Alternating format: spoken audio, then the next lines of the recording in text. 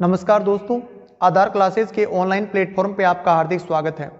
आज हम चर्चा ये कर रहे हैं कि राजस्थान में नई सरकार का गठन हो गया। काफ़ी बच्चे इस बात को लेकर के बहुत तनाव में हैं कि शिक्षक भर्ती जो आएंगी उन पे क्या प्रभाव पड़ने वाला है। मतलब उनको विश्वास नहीं हो रहा है कि नई शिक्षक भर्ती आएंगी या नहीं आएंगी। तो मैं ये तो नहीं कहना चाहूँगा कि सरकार किस तरीके से काम करेगी, जैसा करेगी आप देखेंगे, हम देखेंगे, लेकिन ये जो फैक्ट आपके दिमाग में, जो विचार आपके दिमाग में चल रहा है, उसकी हिस्ट्री, इतिहास के बारे में थोड़ी बातें अपन करेंगे। जैसा आप देखते हैं कि 2003 से 8 तक वसुंधरा राजे मुख्यमंत्री रही थी। उसके काल में काफ़ी शिक्षक भर्तियाँ आई थी। शिक्षक भर्तियों का कंपटीशन का जो दौर था वो वसुंधरा के काल में प्रारंभ हुआ था 2003 में बीजेपी की सरकार में। उसके बाद गहलोत की सरकार आई, 8 से 13 में गहलोत की सरकार रही। फिर 13 में वापस बीजेपी आ गई, 13 में बीजेपी आई, 13 से 18 तक बीजेपी रही और फिर 18 से अब तक कांग्रेस की सरकार रही। कहने का मतलब ये हुआ कि 3 और 13 दो बार बीजेपी रही, 8 और 18 दो बार कांग्रेस, और अभी नया सेशन, नई सरकार शुरू हो चुकी है। तो इतिहास में आप देखना चाहेंगे कि कब कब शिक्षक भर्तियां आई हैं। तो रिट की बात करें, मतलब थर्ड ग्रेड शिक्षक भर्ती की अपन बात करें, तो थर्ड ग्रेड शिक्षक भर्तियां जो हैं वो इससे पहले 2004 में, उसके बाद 2007 में और 2008 में इस तरह से शिक्षक भर्तियां आई।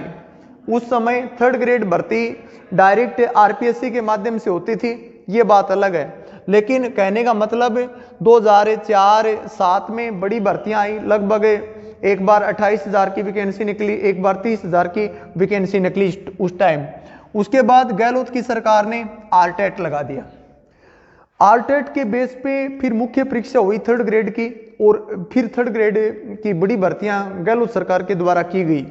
उसके बाद में वसुंधरा राजे की जो सरकार थी वो वापसी की। उसने कहा कि अभी हमारी सरकार जो बनेगी तो हम आरटेट हटा देंगे।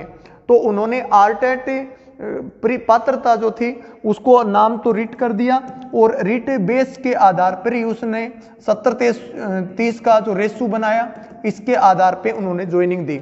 मतलब जो पेपर हुआ था उसका 70% जोड़ा और एकेडमिक सेशन के नंबर जो थे वो 30% जोड़े, और इसी बेस पे फिर 17 में भर्ती होती है।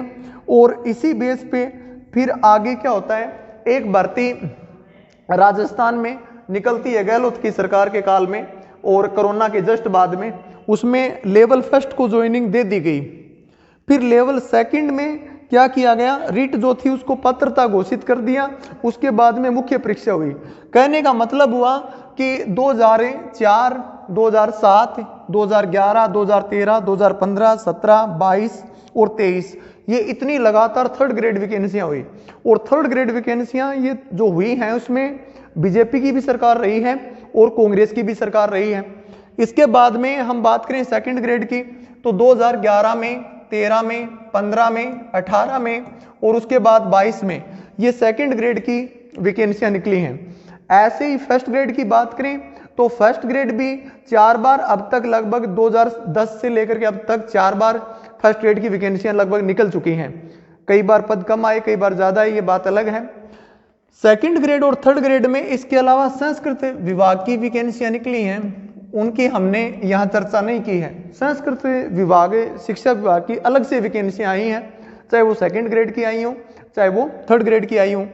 तो इस तरह आप पीछे का 10 साल का इतिहास उठा के देखेंगे, उसमें बार बार first grade, second grade, third grade, second grade हो रही हैं, चाहे वो सरकार कांग्रेस की हो चाहे बीजेपी की हो।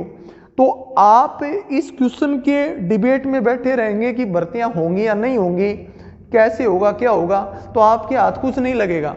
इसलिए मैं आपसे यही सलाह देना चाहूँगा कि भर्तियां टाइम टू टाइम आएंगी, क्योंकि वैकेंसियां, पद खाली होते हैं तो सरकार की जवाबदेही होती है, चाहे वो सरकार कांग्रेस की बने चाहे बीजेपी की बने।